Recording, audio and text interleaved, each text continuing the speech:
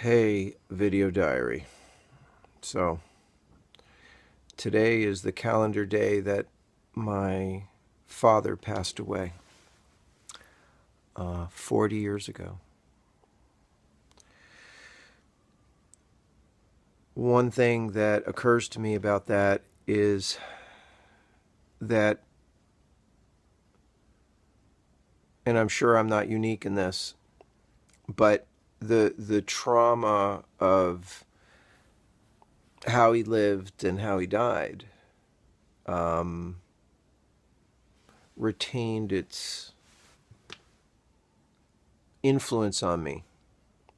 Um, the repression, the way I was raised, very kind of a repressed,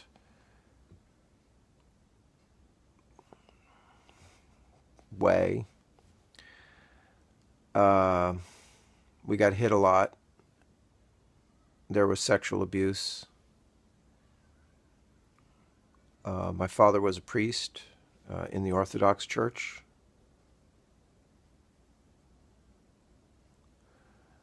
Yeah. He died when he was a little younger than I am right now. So I have outlived my father and my son.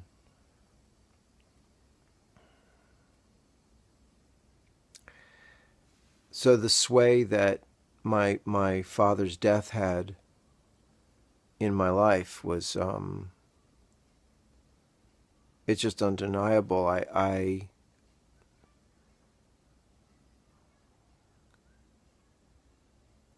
tried to find, I guess, answers to what it means to just go on. My mom was really solid, I gotta say. For you moms out there, it's my mother is the person who who taught me how to be a good, ethical, honest, and hard-working person. And her life is a demonstration of that. It shows the fruits of that. And my dad, he was angry, um, always angry, always mad. Could get violent, hair trigger violence kind of guy. The sexual stuff would be more like off the radar, early in the morning, late at night, when my mother maybe was on a trip. Now I know, now I remember those things, and it pisses me off. So,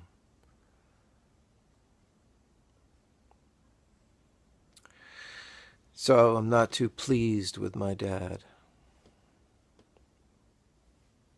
And he died in just a shitty way too. Like, he got sick, but he never said a word that was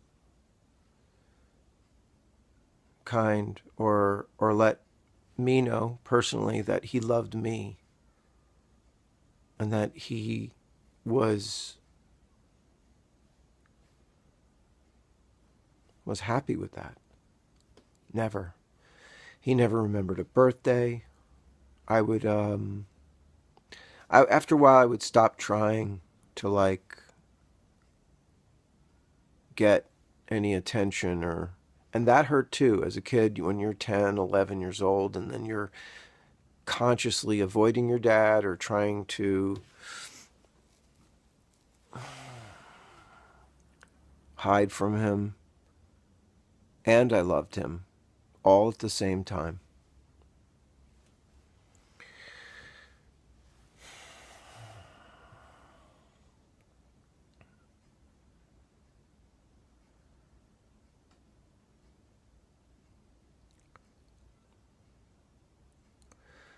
I tried to correct my father's mistakes with the way I loved my son.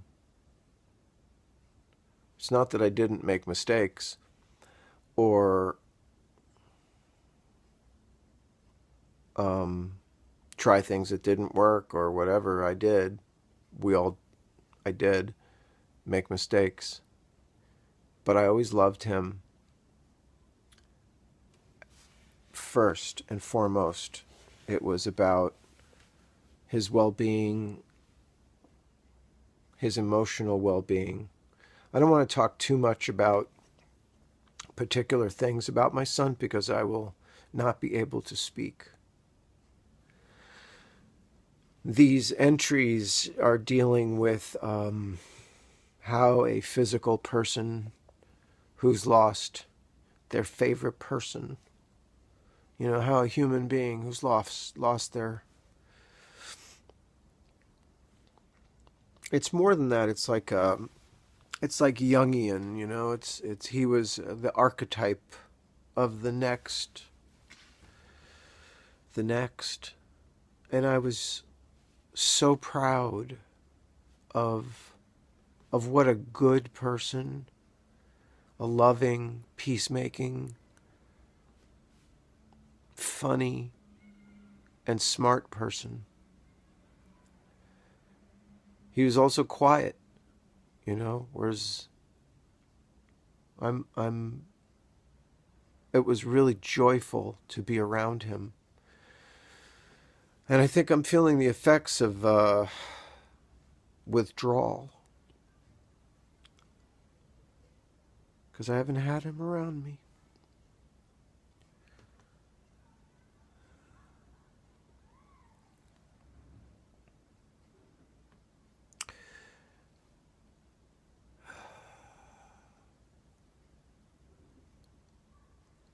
I'm investigating to what degree my attachment is causing me to suffer.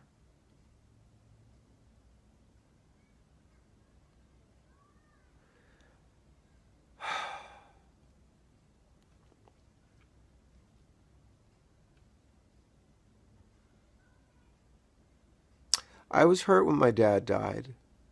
Really hurt. Hurt by what a bad experience it was.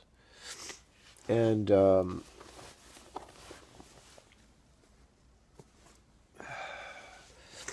it didn't have to be. It's in his head. He had his reasons, whatever they were, but they could have been the same reasons and not been so toxic, so violent, so unhappy.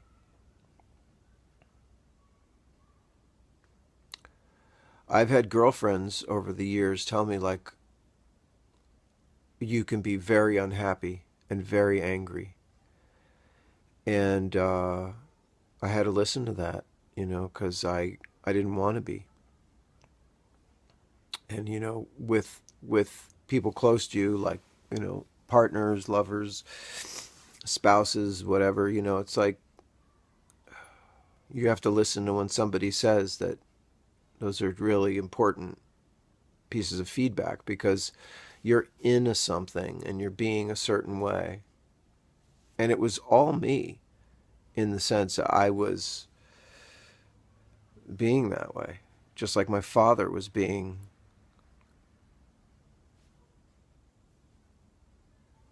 I don't even know what you call what he was doing.